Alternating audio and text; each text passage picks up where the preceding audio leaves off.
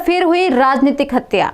वैसे तो किसी भी देश, प्रदेश, शहर या कोई क्षेत्र में अगर इस तरह की वारदात होती है तो फिर कानून व्यवस्था पर सवाल उठने लगते हैं और हरियाणा में आए दिन इस तरह की वारदातें हो रही हैं। तो वही अब सवाल उठता है कि कहीं इन सब के पीछे किसी बड़े गैंगस्टर गैंग का हाथ तो नहीं है। दरअसल हरियाणा के अंबाला में नारायणगढ़ में बसपा नेता हरविलास रज्जू माजरा की गोली मारकर हत्या कर दी गई है।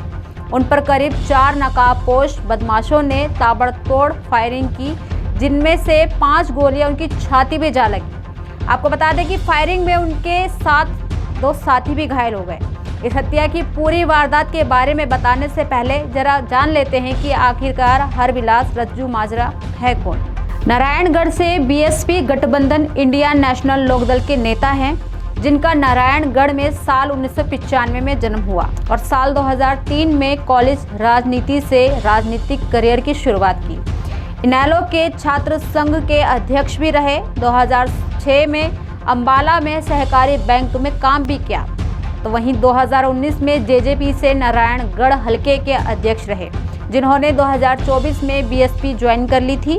हरियाणा विधानसभा चुनाव 2024 में नारायणगढ़ से बीएसपी इंडिया नेशनल लोकदल के साझा उम्मीदवार बने, जो चुनाव में 27,440 वोट प्राप्त करने के बाद तीसरे नंबर पर रहे और जिनकी हत्या कर दी गई है। नारायणगढ़ हलके के विधानसभा चुनाव में इनेलो बसपा गठबंधन के उम्मीदवार रहे हरविलास रज्जू माजरा की सरेआम हत्या किए जाने पर इनेलो के राष्ट्रीय प्रधान महासचिव चौधरी अभय सिंह चौटाला ने कहा कि कानून व्यवस्था को सख्ती से लागू करना बीजेपी सरकार की बस की बात नहीं है।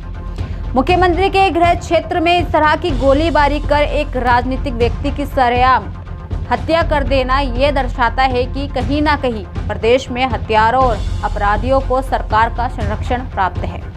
यही कारण है कि अपराधी बेखौफ होकर लूटमार, डकैती जैसी घटनाओं के सरेआम अंजाम दे रहे हैं। आपको ये भी बता दें कि अभय सिंह चौटाला ने इस हत्या पर बयान देते हुए साथ ही भाजपा पर तंज कसते हुए कहा कि प्रदेश में बीजेपी का राज नहीं बल्कि गुंडा राज चल रहा है।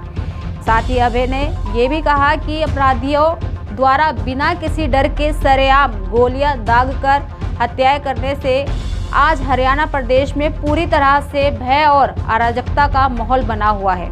प्रदेश की जनता दुखी है, भयभीत है, आंकित है और असुरक्षित है, परंतु बीजेपी सरकार सत्ता के नशे में मस्त है। उन्होंने ये भी कहा कि बीजेपी सरकार हरविलास के हत्यारों समेत सभी दोषियों को तुरंत गिरफ्तार कर सख्त से सख्त सजा दिलवाए ताकि उनके परिवार को न्याय मिल सके। बताते चले कि हत्या की इस वारदात को शुक्रवार रात उस समय अंजाम दिया गया जब बसपा नेता अपने साथियों के साथ अपनी ही कार में बैठे हुए थे। इसी दौरान बदमाशों ने उन पर गोलियां बरसाईं। चश्मदीदों के मुताबिक बसपा नेता की कार ओवरटेक कर दोनों तरफ से फायरिंग की गई। ये भी बताया जा रहा है कि करीब 7:30 बजे 3-4 नकाबपोश बदमाश एक i20 कार में सवार होकर आए थे। उन्होंने रामविलास की गाड़ी को ओवरटेक कर रोक लिया और गाड़ी पर दोनों ओर से फायरिंग करना शुरू कर दिया। वारदात को करीब 3 मिनट में अंजाम देने के बाद हमलावर हथियार लहराते हुए मौके से फरार हो गए, जहां 25 जनवरी को उनका रज्जू माजरा गांव में अंतिम संस्कार कर दिया गया है। वहीं अंतिम संस्कार से पहले ही हरविलास के परिजनों ने गैंगस्टर वेंकट गर्ग के साथ साथ कुछ अन्य लोगों पर हत्या का शक भी जताया है, जिसके बाद पुलिस ने गैंगस्टर के खिलाफ 2 लाख का इनाम घोषित कर दिया है और कुछ नामजद आरोपियों को हिरासत में भी ले लिया है। जब प्रशासन की व्यवस्था पर उंगलियां उठने लगी तो एसपी का भी बयान सामने आया, जिन्होंने 2 दिन के अंदर सभी आरोपी पुलिस की गिरफ्त में करने की बात कही है।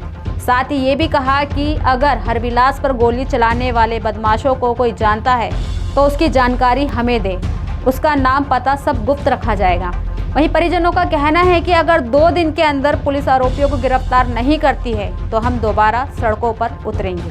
हमारे साथ जुड़े रहने के लिए सब्सक्राइब करें देश रोजाना के YouTube चैनल को और नई वीडियो की नोटिफिकेशन पाने के लिए बेल आइकन जरूर दबाएं। अगर आप ये वीडियो Facebook या Instagram पर देख रहे हैं तो पेज को लाइक और फॉलो जरूर करें और ज्यादा से ज्यादा शेयर करें।